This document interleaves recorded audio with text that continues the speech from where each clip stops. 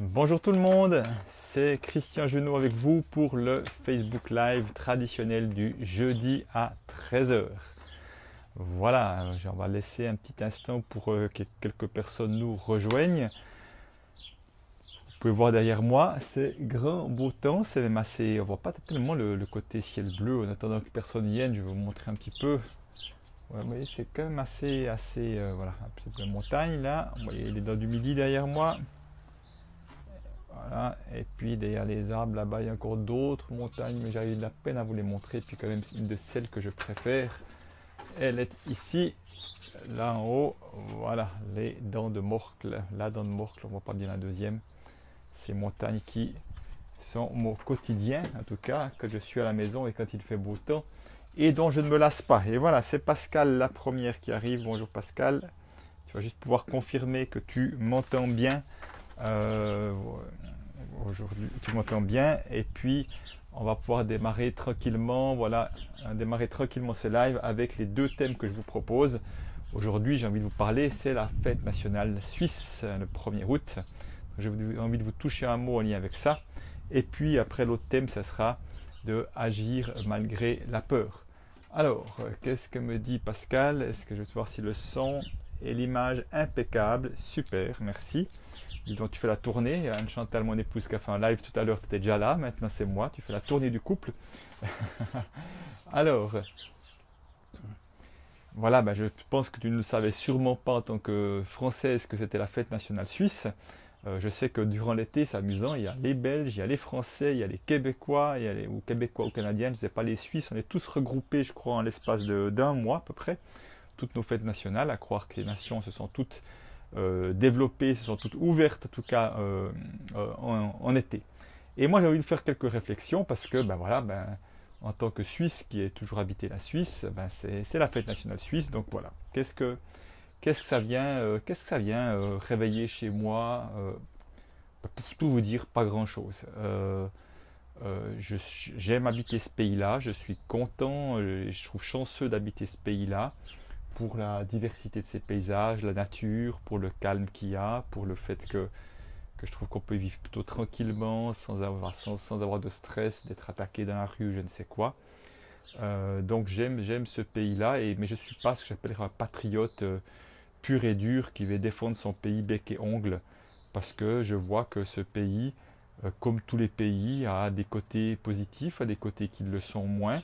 Alors, nous avons certes un train de vie qui est sans doute supérieur à la moyenne, en tout cas toutes les statistiques le montrent. En même temps, notre taux de suicide n'est pas inférieur à la moyenne du tout. Donc ça montre bien qu'il ne suffit pas d'avoir plus d'argent que la moyenne pour que les gens soient plus heureux ou se divorcent moins, puisque en tout cas ce n'est pas la réalité non plus.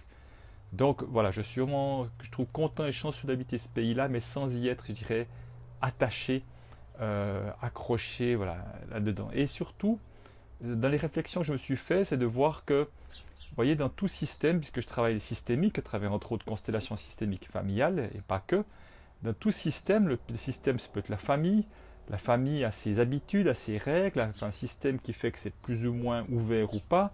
Après, au travail, dans une entreprise, il y a aussi ou dans une équipe, il y a aussi un système qui fait qu'on a plus ou moins de marge de manœuvre ou pas. Donc il y a à chaque fois des valeurs qui sont associées à ça. Et pour moi, le pays est aussi un système. Et dans un pays, il y a également des valeurs qui sont associées, il y a des manières de faire, il y a des habitudes, il y a des choses qui sont appréciées, d'autres qui ne le sont pas. Donc autrement dit, chaque pays, pour moi, porte des ombres et des lumières, sans exception.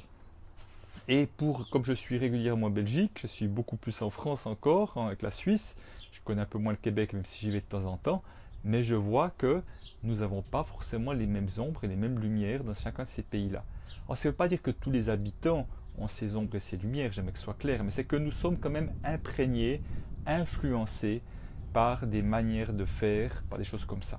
Je prends un exemple, en Suisse, on n'est pas très bling bling, bling bling dans ce truc, voilà. Si on veut trop montrer, on est trop vouloir faire la une et tout ça, être partout, et voilà, c'est pas très bien vu, on aime plutôt les gens discrets. C'est pour ça aussi que beaucoup d'artistes aiment venir habiter la Suisse, parce que on ne va pas facilement déranger ces gens-là, on les laisse vivre leur vie, donc c'est plutôt confortable pour des artistes.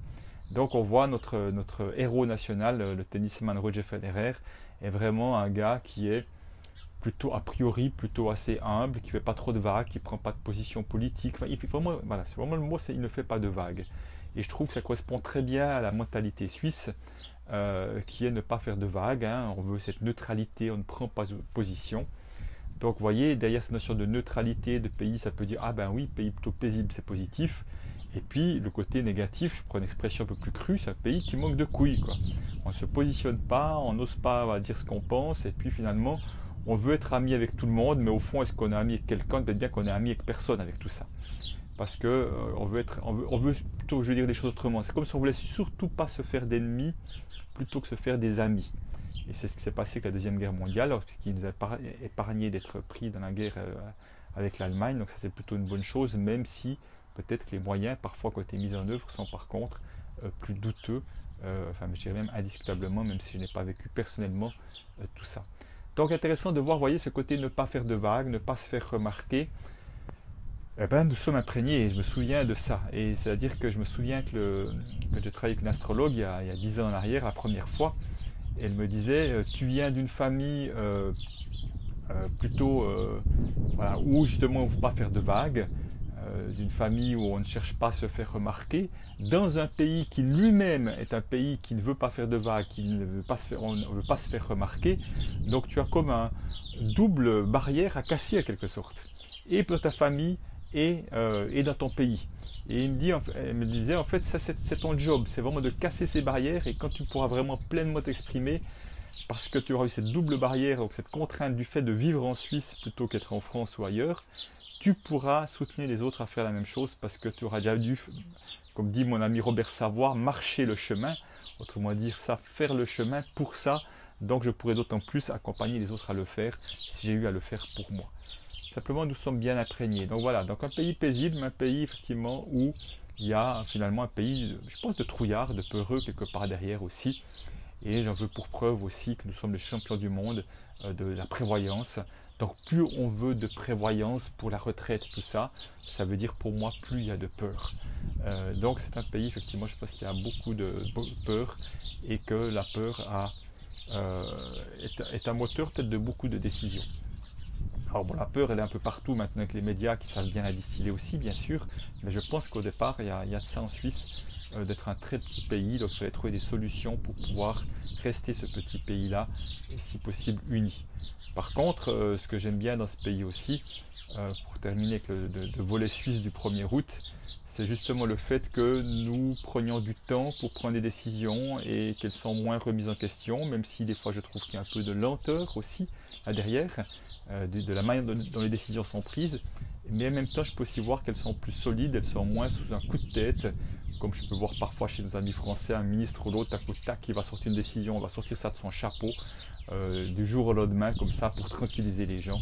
Voilà, chez nous, ça ne se passe pas tellement comme ça, mais aussi, il y a une sorte d'accord, en tout cas de satisfaction tellement plus grande vis-à-vis du politique que dans d'autres pays, même si je trouve bien sûr qu'il y a beaucoup à changer.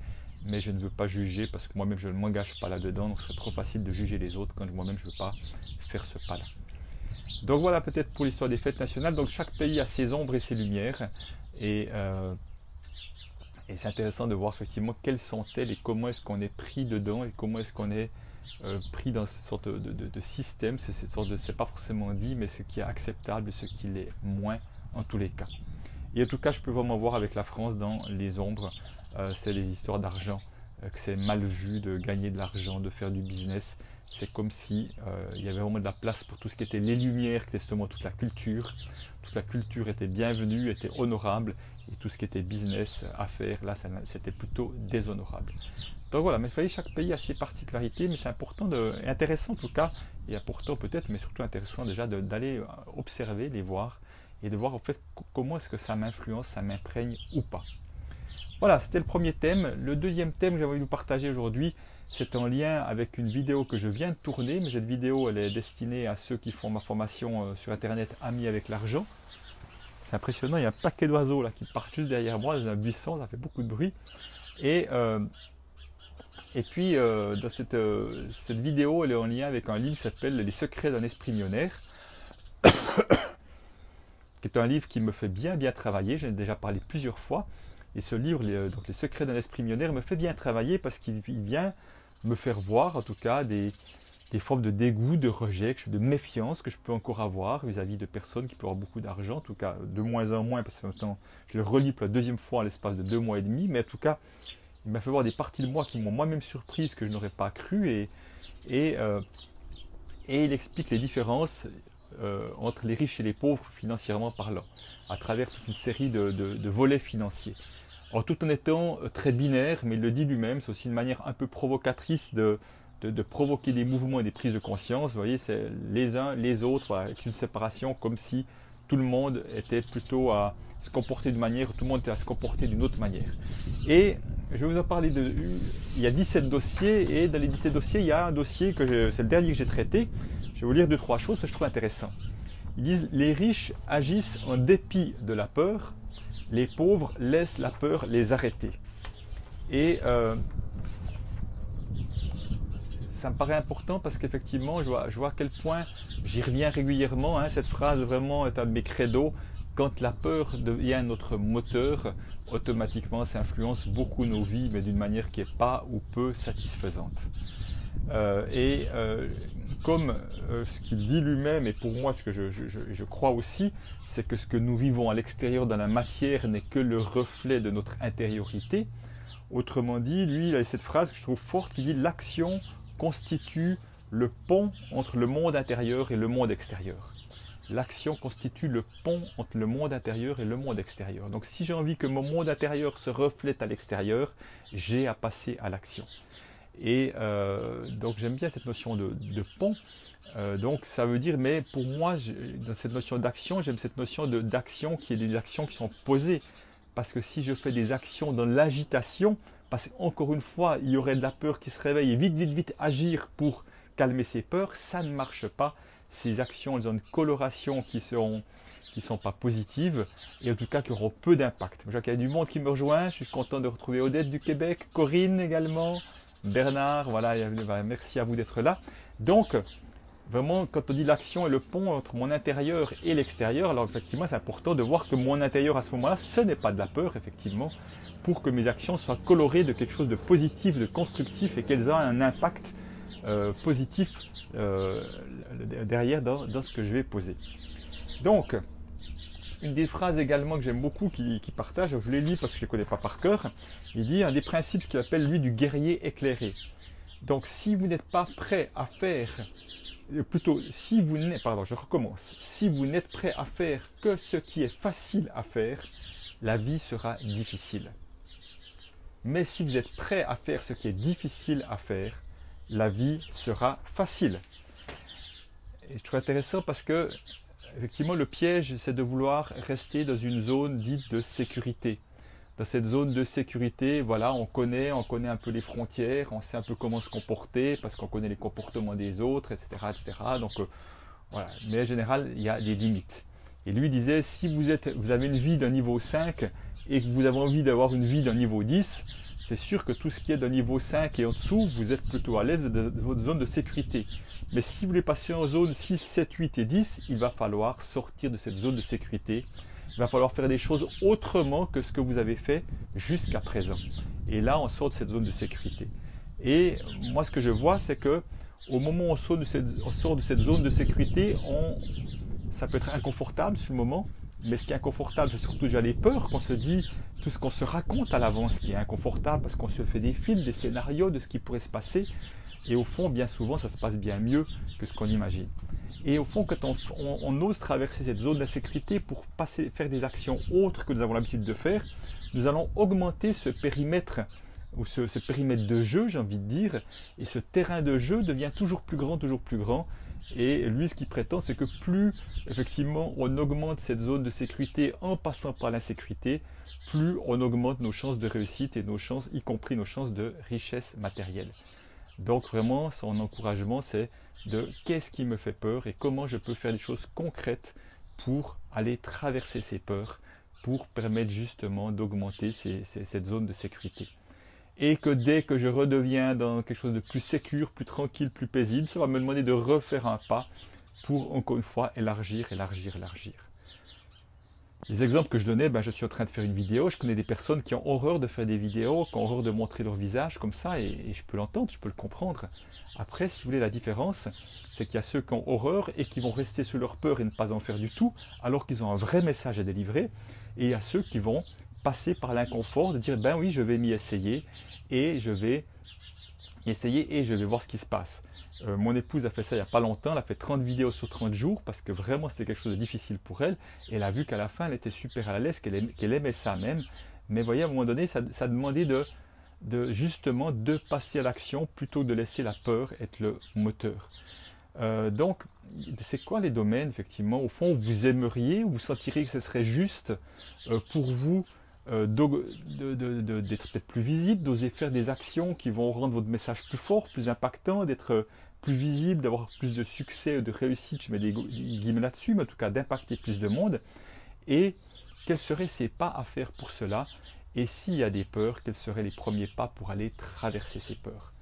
Vraiment, donc encore une fois, le passage à l'action est le pont entre mon intériorité et le monde extérieur. Donc, qu'est-ce que j'ai encore envie de vous dire par rapport à ça? Oui, ben, ça va un peu en lien avec ce que je vous disais tout à l'heure. Il dit effectivement, notre esprit, nous sommes les champions du monde pour faire des scénarios, pour se créer des films, des scénarios en général du pire, hein, tout ce qui pourrait bien nous arriver, si ça, ce qui pourrait arriver à mes enfants, à celui-ci, à celui-là, à mon business, je ne sais quoi. Donc nous avons une imagination à travers nos pensées que nous ne contrôlons pas dans ces moments-là, qui fait que ces scénarios viennent tout seuls. Là, vraiment, hein, c'est du Hollywood à l'intérieur chez nous. Donc il disait, à un moment donné, quand ces pensées viennent avec ces scénarios négatifs, qui fait que ça va vous tirer l'énergie en bas, c'est stop.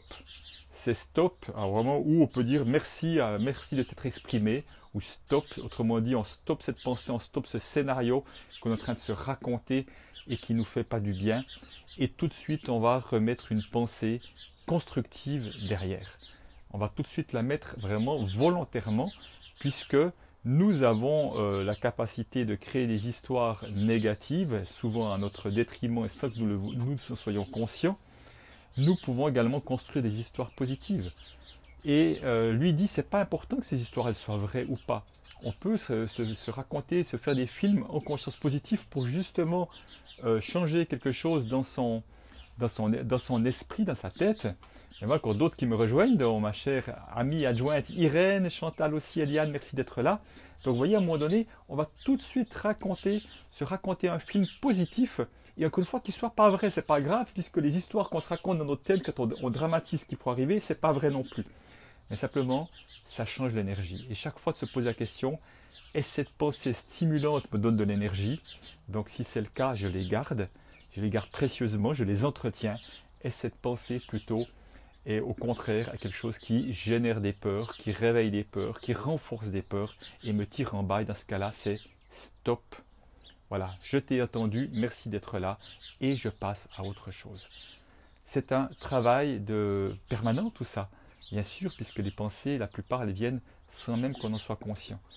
Mais c'est pour ça que c'est important d'avoir une forme de vigilance tranquille. Que j'ai une vigilance, c'est pas de se prendre la tête, mais plutôt que d'être mes pensées, d'être en capacité de faire ce pas de côté et de m'observer penser. Parce qu'au moment où je vois que je marche, qu'en général je marche, les pensées viennent tout seules, d'un coup je dis, oh là, je suis en train de penser à ça depuis un moment. Ok, ben ça, je peux continuer en conscience ou pas, ou stop, je passe à autre chose, ou je reviens sur l'instant présent, je reviens sur ma respiration, mes pas, ou autre chose encore. Donc voilà, un des chapitres, des 5 chapitres que je décrivais, je vous l'ai fait un petit peu en version un peu plus rapide. Et pour terminer, je vous le dis quand même, les actions qu'il proposait pour ce chapitre-là. Donc, vous avez noté par écrit vos 3 plus grandes peurs, vos 3 plus grandes inquiétudes et préoccupations en lien avec l'argent. Et remettez en question, notez tout ce qui pourrait arriver de pire et qu'est-ce que vous feriez si cette situation justement redoutée arrivait. Qu'est-ce que vous feriez? Et puis, pourriez-vous survivre quand même? Et il dit, la plupart du temps, vous verrez que une fois que vous avez mis ça par écrit, vous regardez ce que vous feriez, que vous verrez que vous pourriez survivre, vous allez voir vous n'avez pas de réelle bonne raison de vous inquiéter pour ça. Donc ça, c'est une première plan d'action qu'il proposait. Un deuxième disait, justement, exercez-vous intentionnellement à sortir de votre zone de sécurité. Que pourriez-vous faire dans lequel vous n'êtes pas à l'aise? Être plus visible, faire une vidéo, Allez parler à quelqu'un avec qui vous n'osez pas parler. Allez dire quelque chose à quelqu'un à qui vous n'avez pas osé aller le dire. Allez, pour certains, ça va être se promener dans la nuit, par exemple, de se promener seul en forêt. Donc, et ça peut demander une augmentation de salaire, ça peut d'augmenter ses prix, voilà, ça peut être de plein de manières différentes, d'oser être plus visible.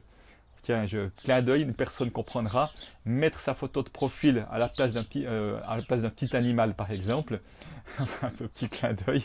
Et puis, voilà, ça peut être justement, c'est ça, sortir de sa zone de sécurité et voilà, de faire un pas après l'autre et pour élargir cette zone de sécurité et de voir qu'au fond, il ne se passe pas grand-chose de bien grave, en tout cas, ou même vraiment rien de grave du tout.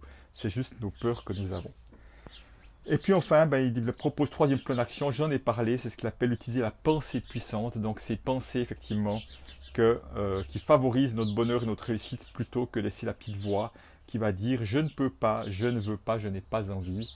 C'est simplement de pouvoir avoir ce point de vigilance. Donc avec rien que ces trois actions-là, je peux vous dire que ce qu'il propose, c'est que ça peut déjà faire une sacrée différence si on les met en application.